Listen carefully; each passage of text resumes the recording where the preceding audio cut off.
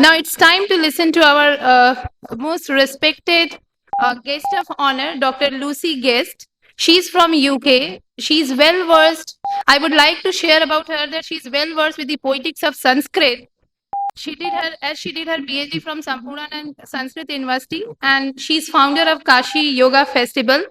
Continuously, she is working for Indian system of yoga in India and in other foreign countries. She has delivered her talk on the subject in all over the world.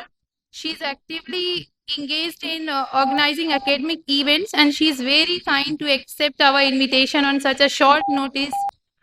Most humbly, I invite you, ma'am, for your deliberation.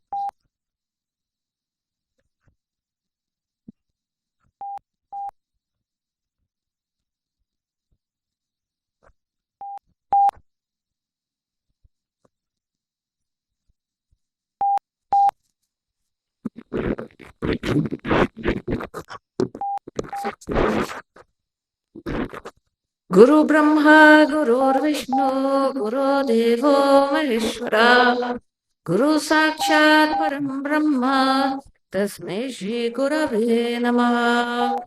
Om.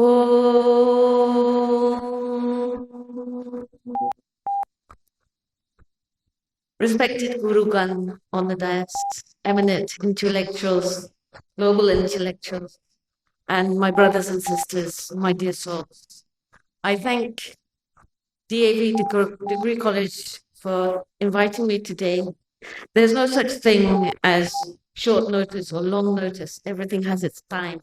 So I'm very grateful for the invitation today to come here and to DAV Degree College, the principal and the head of department, for such an innovative topic to be discussed in Kashi, the heart of Bharatiya Sanskriti. It is a very formidable topic and something that I would like to illuminate from the direction of philosophy, the Sanskrit language, and Sanskrit, since that is my background. Well, originally it was engineering, but it became Sanskrit. First, I'd like to look at the words because here we have the word cultural. And when we think of cultural in Hindi and in Indic language and in Sanskrit, of course, we think of Sanskriti.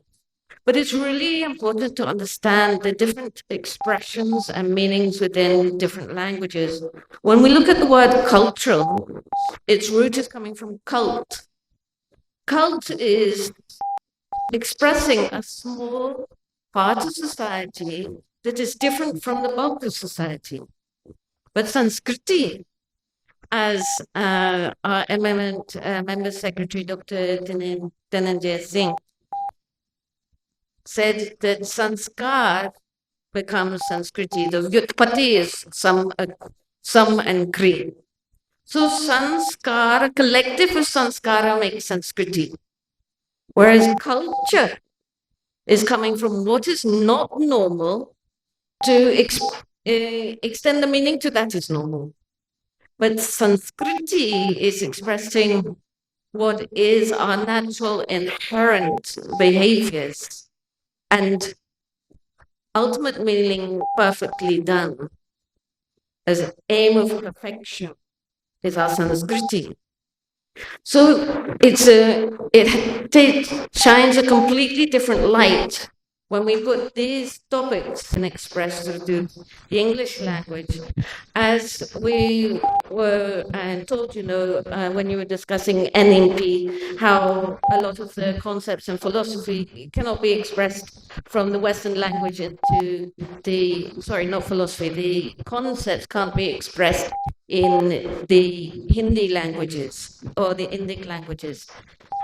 But conversely, the root core of this culture in India, in Bharat, cannot be measured or expressed in the English language and normal Western languages because of the limitations of founding concepts behind those languages.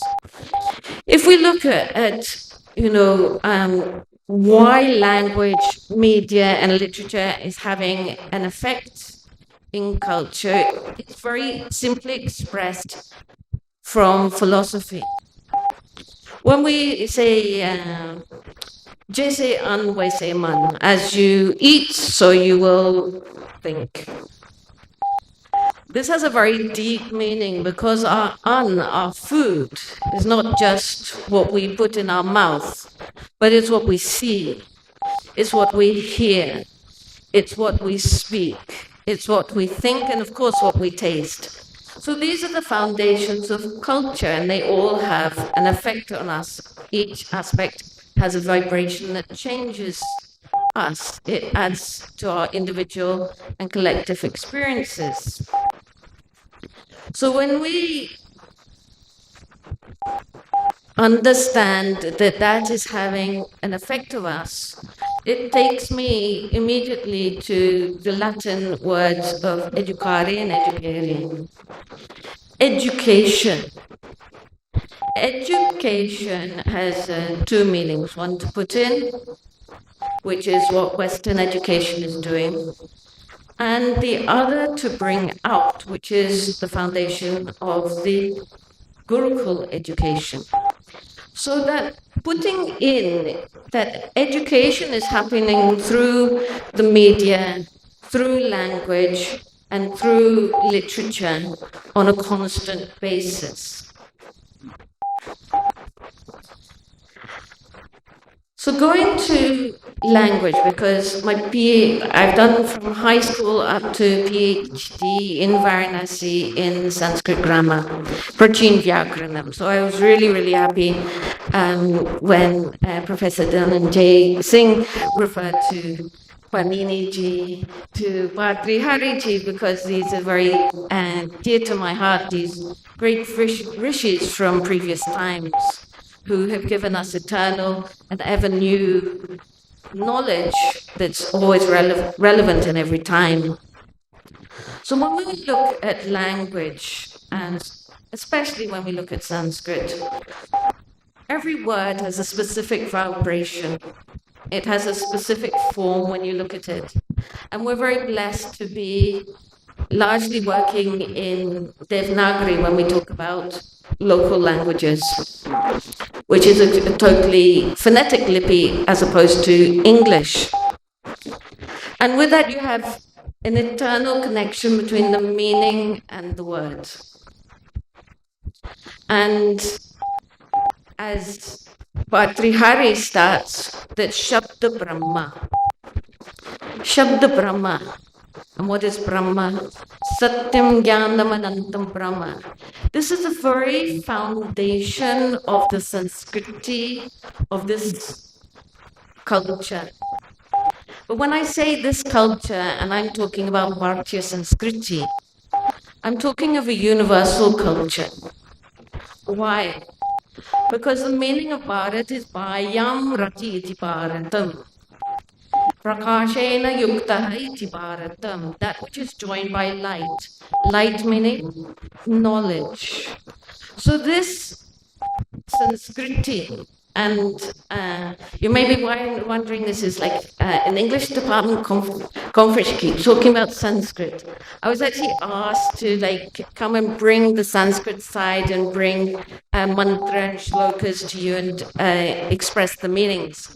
So when we say Bharat, we're talking about universal knowledge, universal light, which is for all beings in all parts of the world, in all times, irrespective caste, color, country, dharma, religion, or language.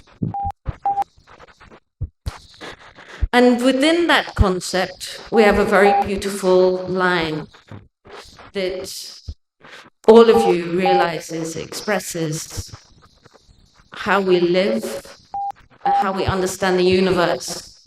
Vasudeva Kutumbakam. Everyone, I'm certain that everybody in this hall says, oh yes, that means the world is a family, but it has a much deeper meaning, which is why I was saying that language has a specific vibration and a specific meaning. Because if I said Vasudeva Kutumba, that would be enough to express the world as a family. But there's this letter K in there, Kutumbakam. And this K, this extra sound, this extra letter, is there to express that we understand that not only as a world are we as a family, but we're also a very tiny part of this Brahmanda and Aneka Brahmanda, many universes. So when we say these deep mantras, we may not understand the meaning, but it's having an effect on us in every moment. If we just think about the sound and the word Omkara, Om. Guruji was talking about Mandukya Upanishad, another of my favorite books, because I want to give you a simple example of the power of language, of sound, of vibration. When we say Om, I'd like you to remember that it's comprised of 4 steps. The first being the Now, where is the pronounced? The is pronounced at the throat. If you just go you'll see that in the guttural position, the sound is struck at and u at the lips. And ma, the anunasik, is traveling up through the nasal passage. So this universal sound is naturally uplifting, irrespective of what culture you come from, what your philosophy of living is. It's a purely scientific sound that lifts you from lower to higher. That's on the physical. But of course, then we have the subtle and the causal. But I won't go into that here. So the power of vibration is very important, and that comes through language. And when we look at any Sanskriti or any culture, every human being is looking for peace and happiness. Every cause of action is peace and happiness. When we choose to watch a particular type of media, if we go into the theatre or whatever, we're looking to experience peace and happiness, ultimately, through that experience. And the aim of this culture expresses it very simply. Dharma artha kama mokshanam purushartha chatushtayam. That the 4 stages for the purpose of life, dharma, artha, kama, moksha. Dharma, yato abhyudaya tato dharma. That which is uplifting, that is dharma. If it gives you happiness, there will be dharma. If it's not giving you happiness, understand, if you're living a good life, that's not dharma. But the most important part of this is moksha, which is actually a very simple thing to be understood. Moha se mukti, freedom from delusion. So that our aim of life, through which we're going to get peace and happiness, is freedom of delusions.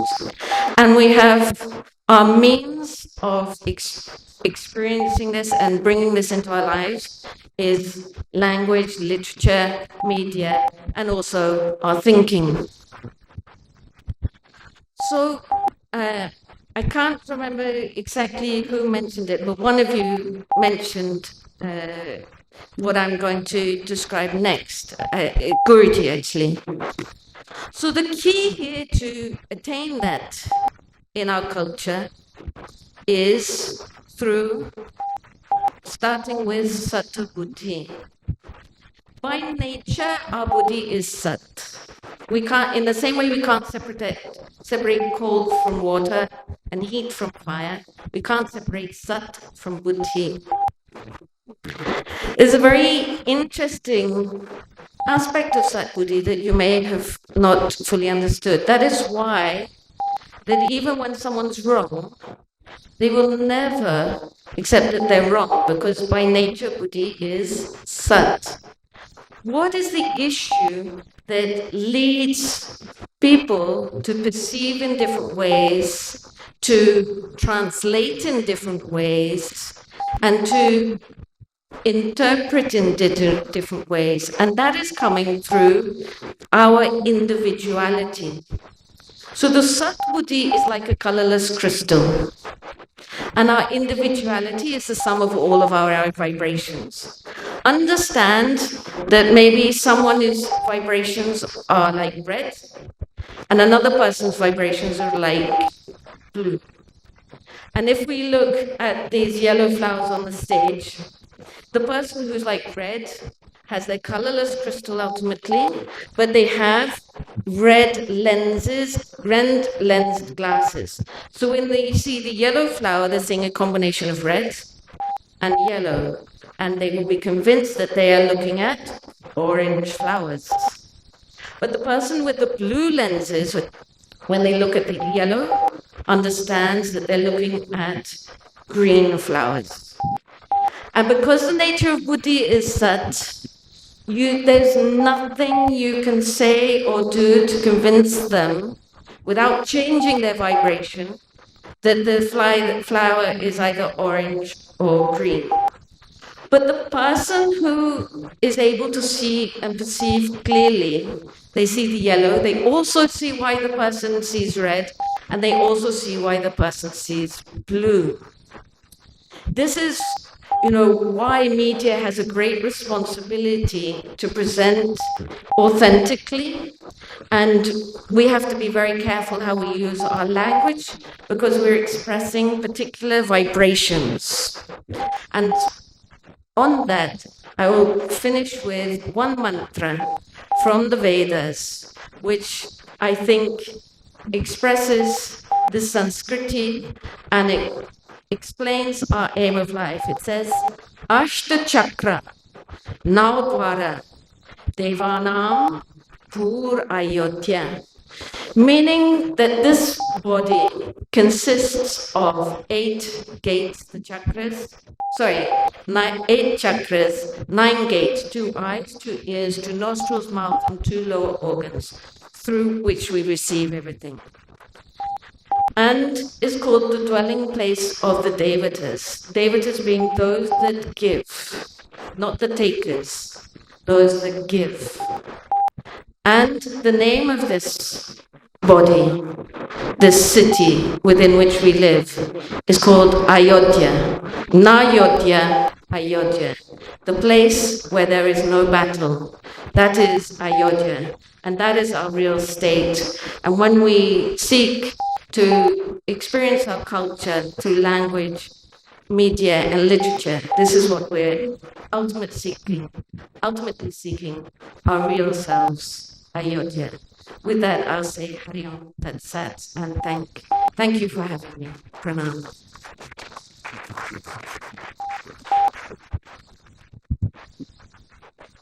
Thank you, Dr. Lucy, for your enlightening lecture.